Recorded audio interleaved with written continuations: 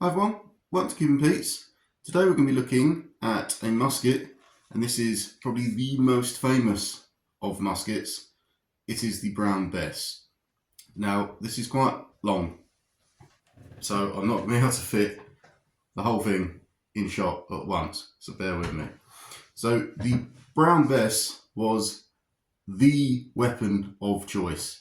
This was the regulation issue weapon of the British Army, and it was used in French wars, and the French had these as well. The French had a variation of this which they made themselves, which was a bit later, but both sides of the conflict had the Brown Bess. Now there are a few versions of this, so if you're doing reenactment you need to get the correct version. So this one is actually the most modern. This is the latest version, and we know that because it's long, but it also has the brass nose cap. So the originals had no nose cap. They were then shortened and they had a wooden rammer. They were then changed to have the nose cap and a steel rammer and lengthened again. They were then shortened again with the nose cap and the steel rammer. Now, the reason they chopped and changed was literally down to the whim of the sergeants, the colonels that were in charge of whatever divisions. So they would receive the muskets and say, no, we don't want that, shorten them, lengthen them, add these, take them off. That's why there's so many variations. So the original, without the nose cap, was developed in the 1720s. They were then shortened, and by the time this one appeared, this was towards the end of the golden age of piracy, past it to be honest, in about 1756. This particular version is a real weapon, but it has been converted into a blank fire. So it's been deactivated and turned into a blank fire for reenactment purposes. So the touch hole has been sealed off, a chamber for the blank added, and the frism, we can see, has been cut to allow for that. So this no longer fires back powder, it just fires blanks. Well, obviously the original would work the same as any flintlock musket. So where does the name Brown Bess comes from? So there's a bit of argument amongst historians.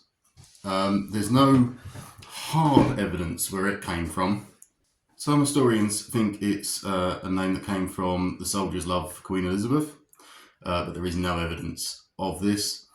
Some people have stated that the name Bess comes from Dutch, meaning barrel, but the barrels aren't brown. They're steel and shiny, and the British officers took much pride in making sure all their weapons were shiny. So that doesn't quite fit, doesn't quite make sense where the brown would come from. The most logical is it goes down to the world's oldest tradition of prostitution. And a Bessie, or a Bessie, was a common street whore. This was a common gun. Everyone had one. A Brown Bess was a prostitute that was so common and so out there on the streets that her skin had been bronzed by the sun. Therefore, she was a Brown Bess. This is a common weapon. It's a Brown Bess. That's the most logical explanation of where the name comes from. It's a weapon that every soldier has handled and every soldier has had. Therefore, it is the most common of common, the Brown Bess. I quite like that. I think that's, especially with British humour, not changed much over the years. I would say that is the correct explanation of where the name came from. So, the Brown Bess has a 46-inch long, unrifled, 75 caliber barrel. It's heavy. It is heavy. You can see why they shorten these. The addition of the nose cap, I can't find any information on why the nose cap was added. I don't know. If anyone knows, please put in the comment below why the nose cap was added. It doesn't seem to serve the function. You've got a small buttstock. The earlier models from 17th century were much thicker. This has been slimmed right down, a nice fishtail buttstock with the brass butt cap, great for hitting people and protecting the end of the gun. But yeah, like I said, it is a heavy gun. This particular one has got a really stiff action on the cock there. I don't know if that's indicative of these or if it's just this particular spring is very stiff. I don't know. This is the only one I've had to handle, but this particular one is incredibly hard to pull that back. But it is a lovely gun. It does have sling mounts as well, front and rear. I've taken the sling off just because it was easier to handle for the video. But that is the famous Brown Bess. So I've been Cuban Pete. Thanks for watching. We'll see you in the next one.